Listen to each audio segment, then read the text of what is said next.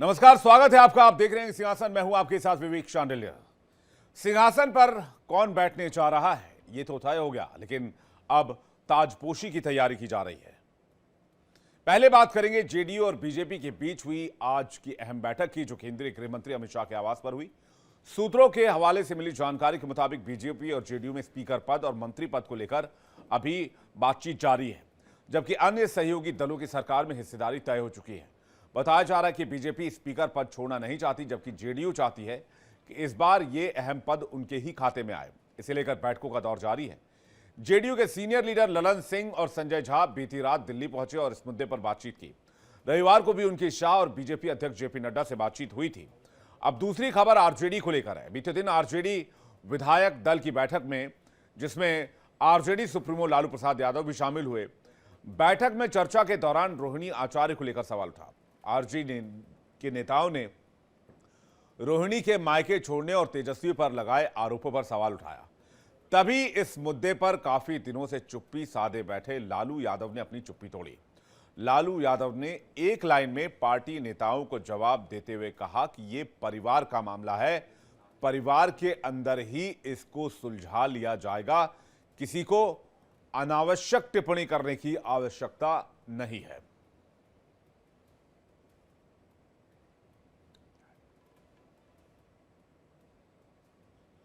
तो बिहार में ताजपोशी की तैयारी तेज हो गई है, बैठकें लगातार जारी हैं और दूसरी तरफ विपक्ष की कमान तेजस्वी के हाथ में दे दी गई है। नेता प्रतिपक्ष जो है वो तेजस्वी बनेंगे, इस पर आरजेडी ने मुहर लगा दी है। हमारे साथ किशोर कुणाल इस वक्त जुड़ रहे हैं, प्रवक्ता जेडीयू। किशोर कुणाल जी, बहुत स्वागत है आपका। इसके अलावा बड़ी संख्या में हमारे साथ मेहमान जुड़ेंगे। किशोर कुणाल जी, क्या फॉर्मूला तय हुआ है बिहार की सरकार को लेकर? जरा कुछ अपडेट अगर आप दे पाए तो। देखिए, बिहार के विकास ही हमारा फॉर्मूला है। जिस प्रकार से 20 वर्षों में हम लोगों ने एक सुशासन की सरकार दी है, उस सुशासन की गति को, सुशासन के विश्वास को बनाए रखना ही सरकार का प्रथम दृष्टि आप कह सकते हैं उद्देश्य है। और हम लोग उसी दिशा में लगातार अपने गठबंधन के साथियों के साथ बातचीत कर रहे हैं और एक समावेशी जो सबके लिए सुयोग्य हो, सब सारे गठबंधन दल की सहमति हो, उस फॉर्मेट के साथ हम लोग सरकार बनाएंगे बहुत जल्दी गांधी मैदान में। वो ये स्पीकर पद को लेकर क्या कोई खींचतान है क्या? नहीं, कहीं कोई खींचतान नहीं है। खींचतान जैसी कोई बात है ही नहीं। हम लोग हर मुद्दे पे आपस में बात कर रहे हैं, सबकी सहमति ली जा रही है। मंत्रियों की संख्या, पोर्टफोलियो, किस विभाग को कौन सा मंत्रिमंडल मिलने जा रहा है, स्पीकर कौन होंगे, तो ये सारे मुद्दों पे लगातार डिस्कशन हो रहा है और सहमति बनती जा रही है। बहुत जल्दी हम लोग सरकार बनाने की दिशा में आगे रहेंगे। तो 2 डेप्यूटी सीएम होंगे एक सीएम के साथ? देखिए, ये अभी डिस्कशन है, अंडर डिस्कशन है। इन चीजों की डिस्कशन जब तक हो ना जाए, पब्लिक डोमेन में उसकी बातें नहीं की जा सकते हैं। लेकिन आप इतना स्पष्ट रहें कि जिस प्रकार से एक हेल्दी गवर्नेंस का जो फॉर्मूला होना चाहिए, वही फॉर्मूला अभी भी होगा। हमारे जितने गठबंधन के साथी हैं, चाहे भाजपा हो, रालोमो हो, हम हो या फिर आरएलजेपी हो, तो हर साथी लगातार एक दूसरे के संपर्क में है और हम लोग सबको एक सम्मानजनक संख्या और सम्मानजनक स्थिति के साथ सरकार का फॉर्मेशन कर रहे हैं, ताकि किन्हीं के अंदर एक असंतुष्टि का भाव न हो। तो बिल्कुल बहुत अच्छे पोजीशन में बातचीत हो रही है और बहुत जल्दी फुल फ्लेज सरकार अपनी फॉर्म में आ जाएगा, सरकार अपने स्थिति में आ जाएगा। राकेश पोद्दार जी हमारे साथ जुड़ गए हैं, बीजेपी के प्रवक्ता, बीजेपी नेता। बहुत स्वागत है आपका राकेश जी। मुन्ना हबीब खान हमारे साथ जुड़ गए हैं, नेता कांग्रेस। हबीब खान जी, आपके बहुत स्वागत है। मैं राकेश पोद्दार जी से समझ लूं कि बिहार में क्या फॉर्मूला अप्लाई होगा, क्योंकि दूसरी तरफ तो तेजस्वी को कमान दे दी गई है, तेजस्वी नेता प्रतिपक्ष होंगे, लेकिन इधर आपके यहाँ क्या फॉर्मूला तय हुआ? 2 डिप्टी सीएम, 1 सीएम, स्पीकर का पद किसके पास रहेगा, क्या फॉर्मूला होगा, कितने विधायकों पर एक मंत्री होगा? कुछ जानकारी इस बारे में राकेश जी। विवेक जी, सर्वप्रथम बिहार की जनता जिन्होंने मुझे, हमारी गठबंधन को आशीर्वाद दिया, बिहार की धरती को प्रणाम करते हुए विवेक जी, कल विधायक दल की बैठक होगी। विधायक दल के नेता माननीय नीतीश कुमार जी चुने जाएंगे। कल सुबह 10 बजे का समय रखा गया है। उसके बाद कल शाम तक सारे पर्दा उठ के आपके सामने आ जाएगा, पर्दा उड़ जाएगा बिहार के मुख्यमंत्री नीतीश कुमार जी होंगे, डिप्टी सीएम का भी नाम अनाउंस हो जाएगा, सारे मंत्रियों का नाम अनाउंस हो जाएगा। और परसों 20 तारीख को आप सादर आमंत्रित रहे मीडिया के साथियों को कि आप गांधी मैदान में आइए, शपथ ग्रहण समारोह में आइए, सारे मंत्री शपथ लेंगे, मुख्यमंत्री जी शपथ लेंगे। और रही बात बिहार की, हमारी लड़ाई मंत्री पद की नहीं है, हमारी लड़ाई डिप्टी सीएम की नहीं है, हमारी लड़ाई है कि बिहार में विकास की गंगा 20 साल में बहा है, फिर 5 साल बिहार में विकास की गंगा बहे। इसके लिए हम लोगों को काम करना है, जो काज करना है, जो हमारे संकल्प पत्र थे, हमने जो संकल्प लिया, जो हमने रघुकुल रीत सदा चली आई, जान जाई पर बचन ना जाई, उस पे हम लोग काम कर रहे हैं बिहार के अंदर। हमने जनता से जो आशीर्वाद लिया है कि आपकी सेवा 1680 दिन 5 वर्ष 24 घंटे हम आपकी सेवा करेंगे, हम सेवा करेंगे 5 साल 20 साल तो हमने किया ही, जनता ने फिर से आशीर्वाद दिया है तो उनकी सेवा करना हमारा फर्ज है, हमारा राजनीतिक धर्म है। इसलिए मैं विवेक जी कहना चाहता हूं कि मंत्री पद या मुख्यमंत्री पद या कोई भी पद हमारे गठबंधन के लिए बहुत छोटा है, हमारे लिए सर्वोपरि हमारी बिहार की जनता है, 13 करोड़ जनता है, उसके लिए हम लोग विवेक जी काम कर रहे हैं। लेकिन रही दूसरी बात, दूसरे गठबंधन की बात करें, मैं उनसे भी विनती करना चाहता हूं कि बिहार विपक्ष के नेता तेजस्वी प्रसाद यादव जी बनेंगे, उनको भी विधायक दल का नेता चुना गया है, उनसे निर्मल विनती है कि अगर सत्र चले तो सत्र में बैठे, बिहार के मुद्दों को उठाए।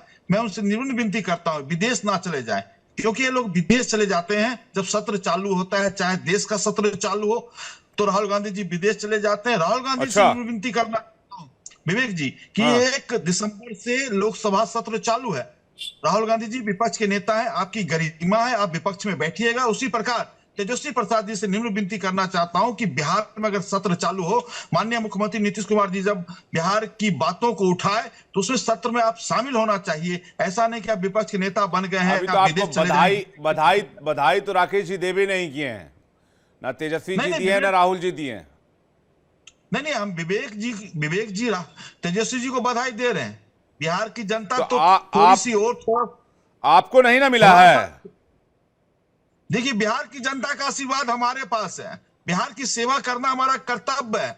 बिहार की जनता ने इतना आशीर्वाद दे दिया, इतना आशीर्वाद दे दिया, झोली भर का आशीर्वाद दे दिया, इतना आशीर्वाद दिया कि बिहार की जनता का कर्ज में कभी हमारी पार्टी, हमारी गठबंधन नहीं उतार सकती है। हम तो कहें आपको कि 5 वर्ष 1680 दिन 24 घंटे उनकी सेवा करूंगा, तब भी कम है, तब भी कम है।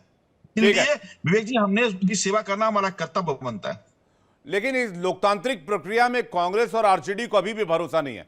हबीब खान क्या कहना चाहेंगे इस पर?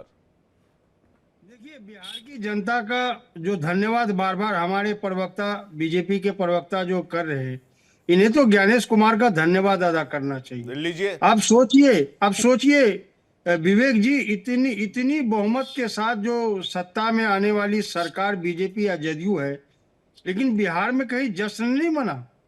202 सीट आप क्रॉस कर गए, लेकिन बिहार में कोई खुशी नहीं है, क्योंकि सबको पता है कि धांधली करके किस तरीके से चुनाव लड़ा गया और किस तरीके से चुनाव जीता गया। एक बात। दूसरी बात मैं आपको बता दूं, बार बार आप बिहार की बात करते हो, बिहार के जनता का आशीर्वाद है। आपको बिहार की जनता लगातार 20 सालों से आशीर्वाद दे रही है, लेकिन 20 वर्षों तक आपने बिहार की जनता के लिए क्या किया महाराज? ये तो बताइए कि युवाओं को ऊपर लाठी क्यों चल रही थी? महाराज ये तो बताइए किसानों के ऊपर थार गाड़ियां क्यों चल रही थी? महाराज ये तो बताइए जो शिक्षक आ रहे थे अपने पेंशन के लिए उस पर लाठियां क्यों बरस रही थी? सारे सवाल का अरे आप सुन तो ले, बिहार मित्र हमारे की सुन ले, जनता मित्र ने हमारे दे सुन दिया ले। है। आगे ये झूठ बढ़िए। बोले, अरे सकारात्मक जनता बात ने करिए। नहीं दिया, इस मुद्दे को, चोर चोटों इस की मुद्दे सरकार है। को ये उठाया। बहुमत जनता बिहार की ने नहीं जनता के दिया, सामने ये बहुमत चुनाव आयोग ने दिया, नहीं, देखिए, ये बहुमत आपके चमचे ज्ञानेश कुमार ने दिया, ये बहुमत चुनाव आयोग ने दिया है। पुराना माल मुख्यमंत्री कांग्रेस का बेची सचिव जा रही था, है, बेची जा रही उसके है, बाद बेची जा चुनाव रही आयोग है। बना गया। विवेक जी ने शांत एक एक करके एक एक करके राकेश पोद्दार जी, मैं आ रहा हूं आपके पास, लेकिन जनादेश का सम्मान होना चाहिए कि नहीं होना चाहिए? विवेक जी, मैं अपनी बात पूरी कर लूं। मैं खान साहब यही कह रहा हूं, जनादेश का सम्मान क्यों नहीं करते आप लोग? नहीं, जनादेश जनता का हो तो हम सम्मान करेंगे, ज्ञानेश कुमार के जनादेश का हम साबित सम्मान नहीं कीजिए ना। करेंगे। दूसरी बात मैं बता दूं विवेक जी, अमित शाह जी जो सर्वप्रथम चुनाव लड़े थे, इन्होंने धांधली वहीं से सीखी थी। मैं आपको बता रहा हूं, पहले एबीपी का ये चुनाव लड़े यूनिवर्सिटी में, दो पक्षों में कड़ी टक्कर थी। एक तरफ जो हमारी बेटियां थी उनके तरफ ज्यादा झुकाव था कि सीट वो जो अध्यक्ष पद का है वो निकाल लेगी। ये बात अमित शाह को पता लगा। अमित शाह ने क्या किया, रातों रात भाई सभी साहब, जो भी लड़कियां आप थी जो इलेक्शन उनके कमीशन पिता के घरों आप में जो फोन इलेक्शन किया, कमीशन के लिए बोला बोल कि रहे कल हैं। दंगे भड़केंगे, अच्छा हबीब कॉलेज खान जी, बच्चों को मत भेजना। आपको पता है आरजेडी को कितने वोट मिले, जरा बताइए मुझे। नहीं नहीं, आरजेडी को 1,13,00,000 से प्लस मिले, लेकिन 1,16,00,000। 25। हाँ, और बीजेपी को कितने मिले? 93 लाख मिले। नहीं, 1 करोड़ से ऊपर है, 1,06,07,00,000 के आसपास। जेडीयू को कितने मिले? 93 लाख। नहीं, वो भी लगभग 1 करोड़ पर है। तो मुझे ये बताइए कि फिर इलेक्शन कमीशन रिग्ड कैसे है, जब आरजेडी 1,16,00,000 से ज्यादा वोट हासिल कर ले रही है, तो फिर ये वोट कहां से आ रहे हैं? क्योंकि ज्ञानेश कुमार जी ये वोट उधर जाने ही नहीं देते। आपको आरजेडी को क्यों मिलता है 1,16,00,000 वोट? जनाधार तो है आरजेडी का।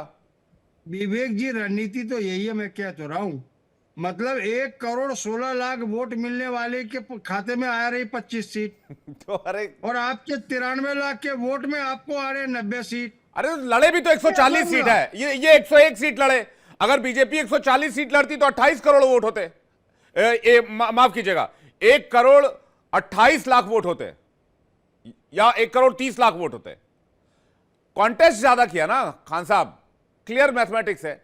140 कॉन्टेस्ट किया, 141 कॉन्टेस्ट किया, इन लोगों ने 101 कॉन्टेस्ट किया, तब 21% वोट है इनके पास, बीजेपी के पास, और लगभग 20% जेडीयू के पास है। नहीं, 23% वोट वाले के पास 25 सीटें हैं। अरे भाई अभी साहब, अनुमान लगाइए। 140 सीटों पर कॉन्टेस्ट करेंगे तो वोट तो ज्यादा मिलेगा ही ना। नहीं नहीं, 23% वोट आरजेडी को मिला, लेकिन सीट कितना है, रिजल्ट कितना है? मात्र 25 सीट। अरे तो ये वही मैं तो आपको कह रहा हूं ना, ये बिहार की जनता जवाब देगी। ठीक मैं है। कह रहा हूं आपको, बात फैल रही है और इन लोगों को सर छुपाने की जगह नहीं मिलेगी। राकेश पोद्दार जी आपको उसके जवाब घर देना में चाह रहे हैं। देर नहीं, थोड़ा सा इंतजार कीजिए बस। देखिए 2-4 कांग्रेस के दिन नेता के पास कोई मुद्दा ही नहीं है। इनको वोट हमारे से ज्यादा आया है, परसेंटेज इनका बढ़ा है, घटा नहीं है। 2% इनका वोट बढ़ चुका है, फिर भी ज्ञानेश्वर जी लगाते हैं। अरे राहुल गांधी जी बिहार आए, हम पूछना चाहते हैं, 110 विधानसभा में एसआईआर को लेके गए, 16 जिले में गए, जहां सीटें कितनी आई? 0 सन्नाटा अंडा।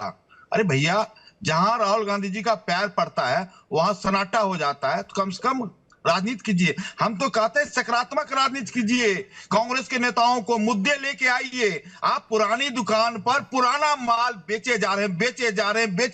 अरे सोनिया गांधी जी का बेटा है इसीलिए बेचे जा रहे हैं, नए बेटे को लाइए, देश के कई और अच्छे लड़कों को, युवाओं को आगे बढ़ाइए, उसको लाइए। अब सोनिया जी का बेटा है इसीलिए 20 साल से जनता नकार रही है। अरे भैया, दुर्भाग्य है, जवाहरलाल नेहरू जी की जयंती थी उस दिन भी एक विधानसभा आपने हार गया। और बिहार के अंदर कांग्रेस 6 विधानसभा लड़ी है, अभी तक 100 सीट नहीं पूरा किया है, और हमारी पार्टी भारतीय जनता पार्टी अकेला एक विधानसभा में 100 सीट जीतने का काम करती है। तो बताइए कांग्रेस कहां पुरानी दुकान पे पुराना माल? अरे राहुल गांधी जी जब बिहार में भ्रमण कर रहे थे तो उनको बोला वहां के मछुआरों ने कि भैया आइए, यहाँ मछली ऐसे पकड़ा जाता है। तो उन्होंने कहा क्या है, नदी है कि तालाब है कि गंदा पानी है? तो लोगों ने कहा नदी है, आइए। और नदी में जाते हैं, कूद जाते हैं, जब कूदते हैं ना तो पानी का सुगंध उनको गंदा आता है। कहते रहे भैया तुमने नदी बोला था, गंदा नाला में कूदवा दिया। तो राहुल गांधी जी की दिमाग देखिए, यहां तक बीजेपी खुद देश का सर्वोच्च नहीं न्यायालय बना पाई। सुप्रीम कोर्ट 4 अगस्त को राहुल गांधी जी को कहा था कि बच्चा है, जनता ने बचपना आपको करते नहीं हैं, नकारा। लोकतंत्र के मंदिर में नहीं पूछते हैं, सवाल नहीं पूछते। अरे भैया, राहुल गांधी जी पे कितना खेलिएगा? अरे 20 साल से उनका जो विरोध, बिहार की अरे जनता है वो कांग्रेस के बीजेपी नेता को उनका नकार विरोध रही करते है। हैं, कमलनाथ उनका विरोध करते हैं, बीजेपी ने शशि कभी बिहार थरूर में उनका सरकार विरोध बनाई करते हैं, नहीं बनाई, विजय सिंह उनका चोरी विरोध करते करके हैं। तब भी चोर आप कहते हैं चक्कों की नेता है, सरकार जनता बनी, है, नेता है।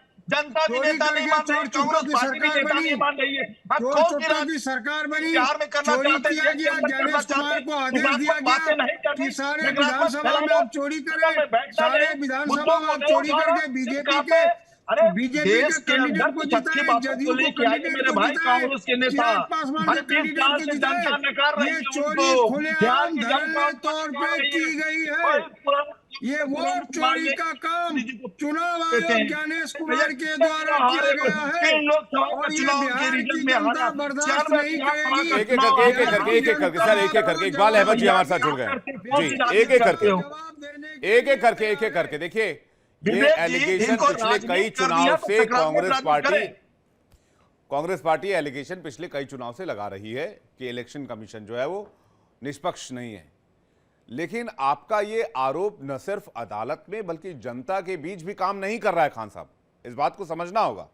इकबाल अहमद जी हमारे साथ यहां पर जुड़ गए हैं जो कि नेता हैं आरजेडी के। इकबाल अहमद जी, क्या कांग्रेस से दोस्ती की वजह से यह हुआ और नेता प्रतिपक्ष राहुल माफ कीजिएगा तेजस्वी जी बने हैं बिहार में, तो क्या आपसे मशविरा या आरजेडी से मशविरा हुआ इस बात को लेकर? बिल्कुल निश्चित रूप से जब तेजस्वी यादव जी ने विधायकों तक की बैठक बुलाई थी और सारे विधायक जो है जो हारे और जो जीते सबको बुला के गए और सबसे आपसी सहमति बनी और वो तेजस्वी यादव चाह रहे थे कि हमको ये भाग दौड़ नहीं दिया जाए, क्योंकि तेजस्वी यादव को लगने लगा कि हमने बिहार में इतना मेहनत किया, इतना लोगों के बीच में और जनता के बीच में हम गए और जनता का समर्थन मिला, तो वो नहीं चाह रहे थे। तो लालू यादव जी ने कहा कि तेजस्वी ने अच्छा काम किया है, तेजस्वी जी अच्छा काम कर रहे हैं और राजनीति में हताश और निराश होने की जरूरत नहीं है, राजनीति में संघर्ष करने की जरूरत है और जो संघर्ष करता है वही आगे बढ़ता है। उसके बाद जितने विधायक जीते हुए थे उन्होंने एकमुश्त होकर कह दिया कि तेजस्वी जी आप हमारे विधायक दल के नेता हैं और जिस तरह से आप काम कर रहे हैं इसी मिशन को लेकर के आप आगे बढ़िए और आगे इस तरह से काम कीजिए। और उसके बाद तब वो सहमति बनी और तेजस्वी यादव ने अपने हामी भर दी।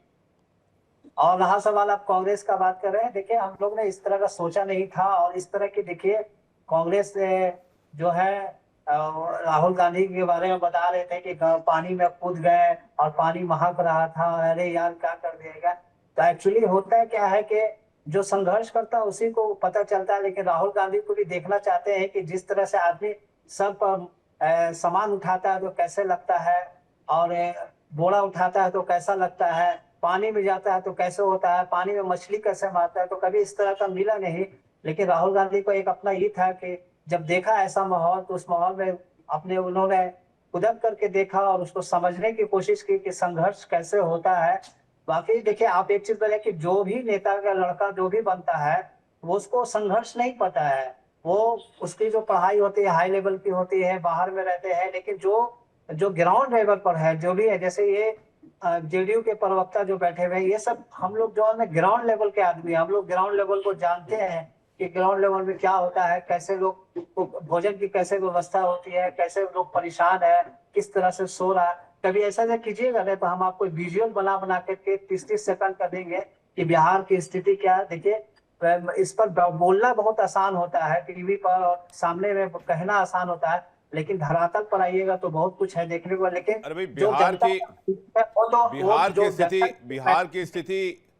बिहार की स्थिति अगर इतनी ही खराब होती तो फिर ये थंपिंग मेजॉरिटी कैसे होती? आप लोग जो बोलते हैं और जो रिजल्ट आता है दोनों मैच नहीं होता, फिर कहते हैं इलेक्शन कमीशन रिग्ड है, फिर आरजेडी को 1,16,00,000 से ज्यादा वोट भी मिल जाते हैं। विवेक जी आप चैनल पर बैठे हुए हैं, आप सीनियर जर्नलिस्ट हैं और बहुत बुद्धिजीवी व्यक्ति हैं, मैं आपका सम्मान करता हूं और आपका जो आपका एंकरिंग करने का है, आप इस चीज को भावना को समझते हैं, लेकिन अपने हिसाब से, क्योंकि आपको सबको अपने हिसाब से लेके चलना पड़ता है। लेकिन धरातल पर जो है वो आपको कुछ दिन में सामने हम ही आपको ला करके दे देंगे कि क्या मैटर है और क्या है। अभी थोड़ा सा ये नया सरकार बनने दीजिए, गठन होने दीजिए, सब कुछ इतना जल्दी आसान नहीं होता है। सरकार को भी कम से कम 3 महीना का टाइम मिलना चाहिए, क्योंकि जो चीज इन्होंने सब इम्प्लीमेंट जो कहा है कि हम ये करेंगे, 1 करोड़ लोगों को रोजगार देंगे, सब चीज जो सामने बात है, 2-2 लाख रुपया जीविका आप ठीक है, मैं बस इस बात से आपसे जवाब चाहता हूं, आप जनादेश का सम्मान कर रहे हैं या फिर आप कांग्रेस के साथ खड़े हैं कि चुनाव में गड़बड़ी हुई है और चुनाव आयोग निष्पक्ष नहीं है, आप इस मैटर को आगे बढ़ाएंगे? अभी तो हमारी बैठक हुई है, इसके बाद हम लोग महागठबंधन के साथ बैठक करेंगे और उसके बाद जो होगा उसके बाद हम आपको इस पर प्रक्रिया देंगे।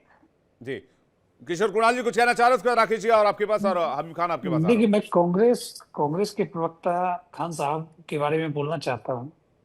जिस प्रकार से वेतन में वो कई आरोप लगा रहे हैं, चोर बेईमान वगैरह वगैरह कई सारे शब्दों का इस्तेमाल कर रहे हैं, यह बताता है कि कांग्रेस अगर रसातल में है तो ऐसे ही ईमानदार कार्यकर्ताओं की वजह से है।